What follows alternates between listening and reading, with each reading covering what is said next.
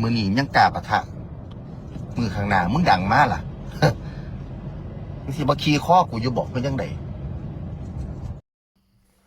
บอสนุออกมาประกาศชัดเจนแต่นี่ต่อไปถ้าไผ่จะมาอยู่ในวง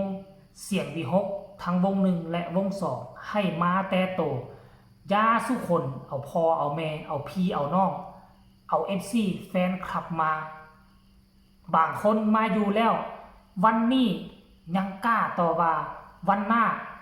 มันสีบุคีคอบอสนกอยู่พุ่นบ่ว่าซันเดย์กับทักทายสบายดี FC ทุกท่าน FC ทุกคน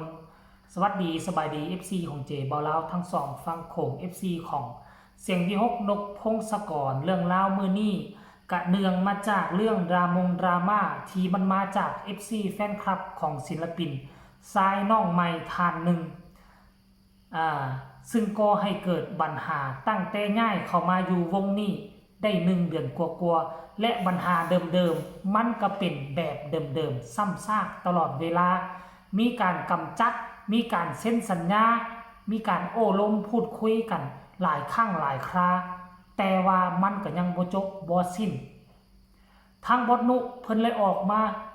เฮ็ดคลิปออกมาไล่สดประกาศชัดเจนต่อนี้ไปทั้งคนเก่าและกับคนใหม่ที่มาสังกัดอยู่2 วงใหญ่คืออลังการโชว์และกระเสียงวีหกให้มาแต่โตยาสู้เอาพอเอาแม่มานำคือปัญหาที่มันเกิดขึ้นมาเป็นศิลปินคนแรกที่ก่อให้เกิดปัญหาแบบนี้ปฏิเสธบ่ได้ต้องขอเอ่ยนามนั่นก็คือน้องคอปเตอร์บ่มีปัญหาแต่สิ่งที่มีปัญหาก่อให้เกิดดราม่าเฮ็ดให้ผู้หลักผู้ใหญ่ในวงได้ออกมาเคลื่อนไหวไล่สดครั้งแล้วครั้งเล่าแต่มันก็ยังเกิดปัญหานี่ซ้ำซากคือเก่าปัญหาคืออย่างผู้ปกครองของเด็กและ FC แฟนคลับบางคนบางท่านนะค่อยบ่ได้เหมารวมนะบ้านฮักของคอปเตอร์นี่มีหลายบ้านฮักซะเหลือเกินบ้านฮักดีก็มีบ้านฮักหัวล้านลืนคูบ่ฟังความก็หลายสิ่งที่เขาเจ้าอยากซื้อให้เห็นก็คือว่าอันนี้เป็นแค่การเตือนถึงแม้ว่าเขาจะเอ่ยปากว่าเขาบ่ทิ่มบ่ปะบ่ไล่แม่นตอนนี้เขายังอดได้แต่ถ้าพวกเจ้ายังบ่มีการเปลี่ยนแปลงไปในทางที่ดีสิ่งที่เขาจะเฮ็ดต่อไปนั่นก็คือการไล่พวกเจ้าออก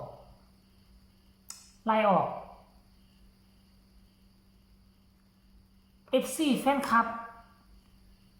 กันยังธรรมดา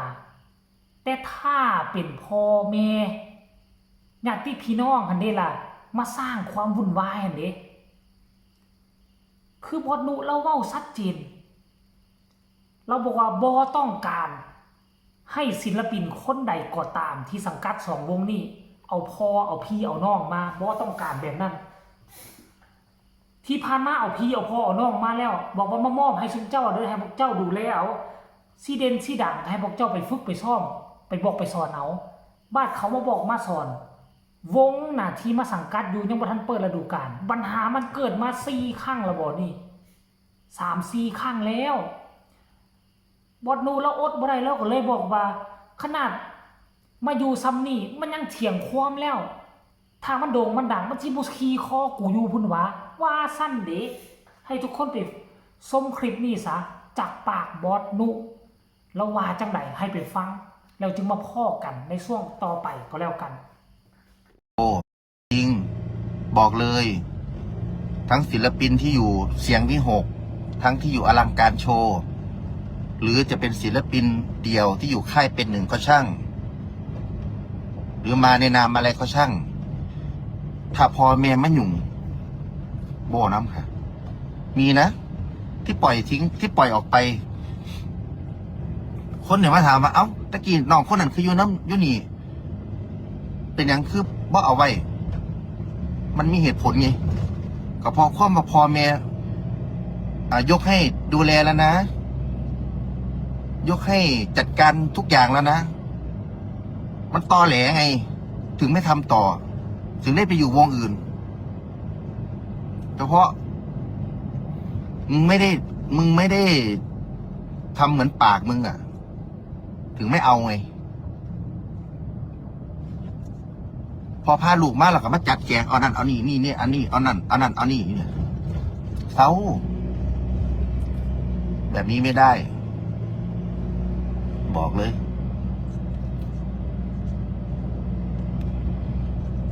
ก็เลยบ่เอากูบ่เอา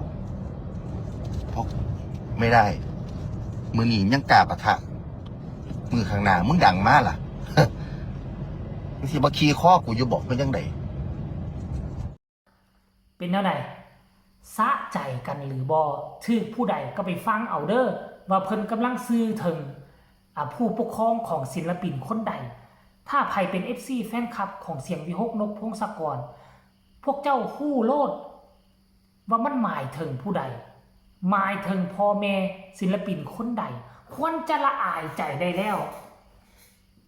อยู่วงหนึ่งก็มีปัญหาพิษกัน แบบเดียวกันนี่อยู่วงสองก็แบบเดียวกัน อยู่วงสามก็แบบเดียวกัน วงหนึ่งเขาก็ให้คำมั่นสัญญาอยากจะดูแลเอาไว้เลี้ยงดู แมนศิลปินบ่มีปัญหาจักอย่างมีปัญหาคือตัว FC แฟนคลับบางคนและผู้ปกครอง เพราะฉะนั้นแล้ว เปลี่ยนได้ให้เปลี่ยนบ่ได้เดี๋ยวจบฤดูกาลบ่ทันเปิดเดี๋ยวเขาสิไล่ลงก่อนสิได้พากันร่วมทุนกันสร้างวงให้เขาอีหลีถ้าบ่สร้างวงบ่แน่ต่อไปอาจจะบ่มีเวทีให้ยืนก็เป็นไปได้กันยังว่าเบิ่งปากก็ฮู้แล้วผู้ปกครองน่ะปากแหว่ๆเว้าจะแลดอยู่บ่เป็นตาเอามาเลี้ยงดูปูเสือสงสารก็สงสารศิลปินผู้รับเคราะห์ผู้ปกครอง FC ผู้สร้างเรื่องศิลปินเป็นผู้รับเคราะห์เรื่องราวมันจะเป็นแนวใดให้พวกเขาพากันติดตามตอนต่อไปมันยังจะมีอีกค่อยบ่เชื่อว่าดราม่ามันจะจบเพียงซ้ำนี้เจบ่เล่าคิดว่าดราม่ามันต้องมาอีกแน่นอนค่อยขอฟันธงถ้าตราบใดศิลปินคนนี้ยังอยู่วงเสียงวิหกจะบ่มีวันสงบสุขอายกับงานล้ำมาอยู่2 ปีบ่เคยมีปัญหาแบบนี้จักเทื่องานล้ำก็บอกว่ามอบให้พ่อจ่าดูแลให้พ่อจ่าตัดสินใจเรื่องอายเรื่องเงินเรื่องคำทิศทางการใช้ชีวิต